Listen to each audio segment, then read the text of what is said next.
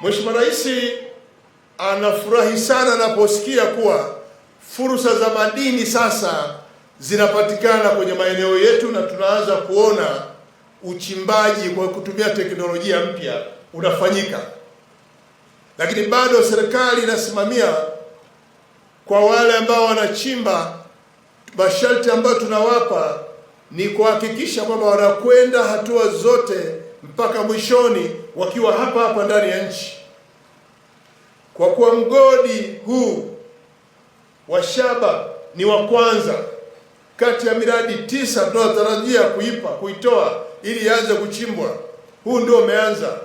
Sisi tumeridhia waende mpaka hatua hii inayokaribia mwishoni kwa 90% ili tuanze kuona shughuli hii ya madini kwenye shaba ikifanyika.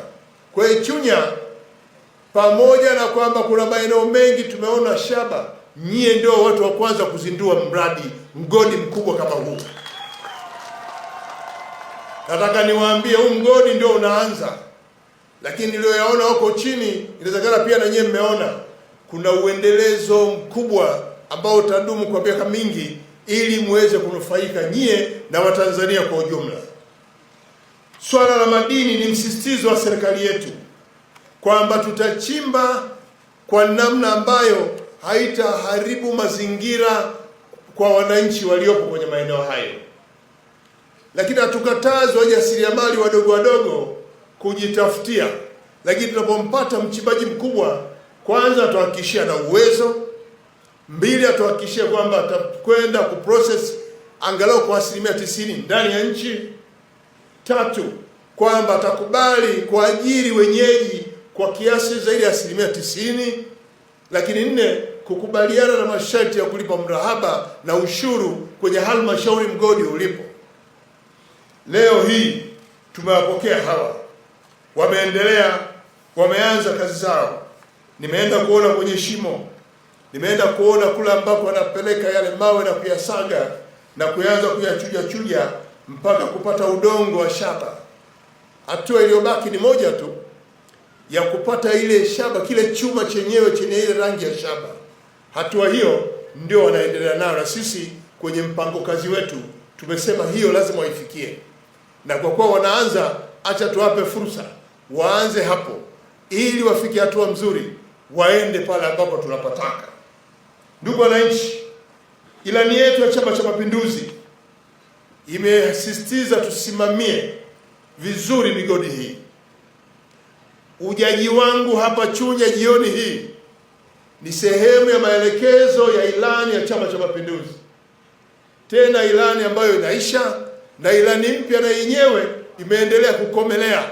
Tuhakikishe kwamba tunakuwa na viwanda vinavyochenjua madini nchini. Kwa hiyo Wanachunya, najua nyie mna migodi mingi tu. Nilishakuja huku nikaenda mahali panaitwa Sunshine, sijui siku moja nikaja tena hapo mjini kuja kuangalia mtu anachenjua kiasi kwenye shaba. Kuna matumaini makubwa Wanachunya, mkawa na maeneo ya viwanda hivi vingi Chunya. Muhimu, jipangeni vizuri. Waheshimiwa madiwani, mjipange kuitambua migodi hii na kutoa ushirikiano kwa wao wenye migodi ili waendelee kuleta maslahi hapa Chunya. Hawa wananchi wanawategemea nyie waheshimiwa madiwani kuratibu vizuri mwenendo wa machimbo tulionayo, uwekezaji wake, na muendelee kutoa taarifa na waambieni wanapata faida gani kutoka kwenye migodi hii. Chunya oye! Madini oye! Hapa leo niwaambie tu kwamba tukiyapata yale madini, maanake sasa taifa letu pamoja na mkoa wa Mbeya na hapa Chunya tutajua kwamba tunaiweka kwenye ramani. Chunya inaingia kwenye ramani ya uzalishaji wa shaba, kama ambavyo iko nchini Zambia. Eneo la Ndola ndio eneo ambalo linazalisha shaba.